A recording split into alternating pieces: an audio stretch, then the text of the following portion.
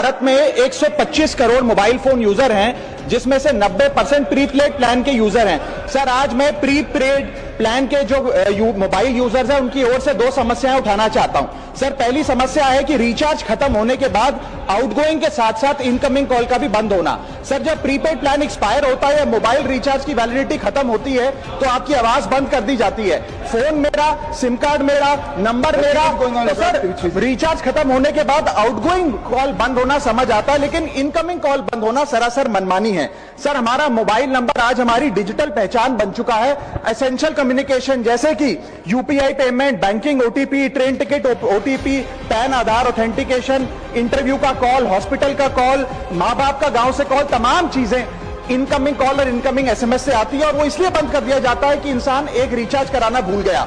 Sir, incoming call बंद करना is not stopping of a service, ये हमारे राइट टू कम्युनिकेशन को स्टॉप करने जैसा है। सर, जैसे आपका आधार कार्ड इसलिए एक्सपायर नहीं हो जाता कि आपने डिटेल अपडेट नहीं करी, या आपका बैंक का खाता इसलिए बंद नहीं हो जाता कि आपने मंथली डिपॉजिट जमा नहीं किया, या आपका वोटर आईडी इसलिए सस्पेंड नहीं हो जाता कि आप एक चुनाव में वोट डालना भूल गए। ठीक उसी तरह आपका मोबाइल नंबर इसलिए सस्पेंड और डीएक्टिवेट नहीं होना चाहिए कि आप एक रिचार्ज भूल गए। सर, मैं सदन में फ्री आउटगोइंग की मांग नहीं कर रहा, फ्री डेटा की मांग नहीं कर रहा, लेकिन इनकमिंग कॉल फैसिलिटी की गारंटी होनी चाहिए। मेरी 3 स्पेसिफिक मांग है। पहली, प्रीपेड मोबाइल कनेक्शन में इनकमिंग कॉल और इनकमिंग एसएमएस कम से कम 1 साल तक कंटिन्यू रहे, चलता रहे from the date of the last recharge, ताकि एसेंशियल कम्युनिकेशन चलती रहे। दूसरी, deactivation of the mobile number after 3 years. ऐसा ना हो कि आपका मोबाइल नंबर किसी को आपका मोबाइल नंबर बंद करके किसी और को अलॉट कर दिया जाए। कम से कम 3 साल का ग्रेस पीरियड देना चाहिए from the date of the last recharge. And third demand, mobile operator should introduce a low cost incoming only plan. वो लोग जो सिर्फ इनकमिंग के लिए फोन रखते हैं उनके लिए, जैसे कि 10 रुपए में 180 दिन की इनकमिंग कॉल की फैसिलिटी, इस प्रकार की स्कीम्स मोबाइल ऑपरेटर को लानी चाहिए। दूसरी समस्या जो प्रीपेड कस्टमर्स फेस करते हैं वो है टेलीकॉम ऑपरेटर का 28 दिन का मंथली रिचार्ज।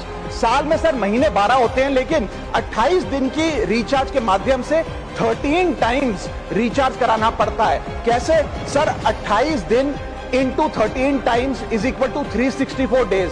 ये एक बड़ी क्लेवर स्ट्रैटेजी है, जिसके चलते आपको फीलिंग 30 दिन की देते हैं, लेकिन आपसे डीलिंग 28 दिन की करते हैं। सर, दुनिया में हर जगह बिलिंग साइकिल कैलेंडर मंथ के हिसाब से होती है, 30 या 31 दिन।